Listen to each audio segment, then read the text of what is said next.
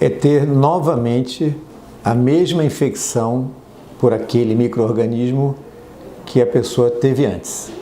Então essa é uma reinfecção. Você teve, por exemplo, uma infecção como uma infecção por dengue, aí você se reinfecta pelo vírus da dengue de novo. Então você tem uma reinfecção pelo vírus da dengue. A primeira coisa é o seguinte, a gente sabe que as pessoas podem ter, está definido que as pessoas podem se reinfectar pela Covid. Podem se reinfectar. Agora, ainda não está certo quais são todos os mecanismos que estão implicados nisso. O que tem chamado a atenção é a falta de dosagem de anticorpos em níveis esperados após a primeira infecção, quando você começa a segunda. Então tudo está levando a crer, pelo menos nesse momento, que possa ser essa resposta imune em algumas pessoas menos, vamos chamar assim, menos robusta, menos intensa, que tem facilitado a reinfecção dessas pessoas.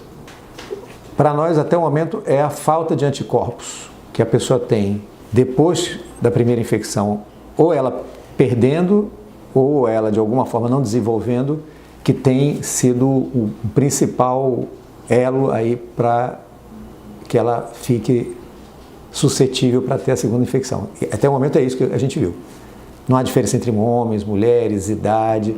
O que parece ser assim, está em comum entre elas é quando essas pessoas começam a ter o segundo episódio, a gente dosa os anticorpos e praticamente eles não têm. Hoje a gente tem trabalhado com a evolução clínica dos pacientes e da identificação do próprio vírus SARS-CoV-2.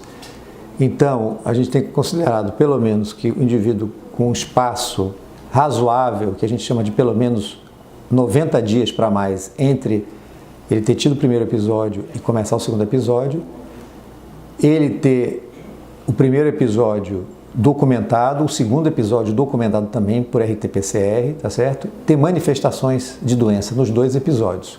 E a gente não vê nenhuma outra causa que a gente faça na avaliação do segundo episódio que justifique aquele quadro clínico, a não ser a Covid. A gente tem exigido que seja RT-PCR nos dois. Então, se tiver teste rápido em um deles, isso não dá nenhum tipo de garantia para nada. Então, tem que ser RT-PCR nos dois, a primeira coisa. Segundo lugar, existe uma diferença entre você provar isso para uma publicação internacional, para que você prove que aquele caso específico é de uma reinfecção. Para isso, é uma metodologia muito mais sofisticada e muito mais difícil de você conseguir fazer. Isso aí não é a intenção das pessoas que estão na área clínica e epidemiológica. Então, por isso que assim, o que nós estamos considerando para a parte clínica e epidemiológica é o seguinte, pelo menos 90 dias entre um episódio e outro, RT-PCR nos dois e sintomas clínicos nos dois. Aí a gente considera que há uma possibilidade forte de ser reinfecção, consideramos esse caso reinfecção em potencial e tratamos ele como tal. Ou seja, ele vai ser afastado por período de 10 dias, ele vai usar as medicações que são necessárias para isso, entendeu? Mas são duas coisas diferentes. Uma coisa é a gente provar a doença, que é reinfecção, por detalhes de identificar vírus, que não é esse o ponto que a gente chega.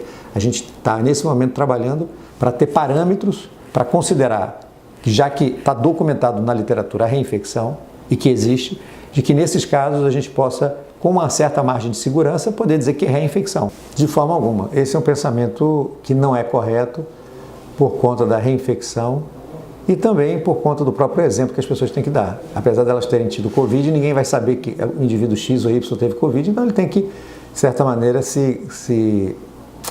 participar de todo esse esforço coletivo que está sendo feito para poder a gente garantir que as pessoas usem máscara e mantenham um mínimo de higienização de suas mãos.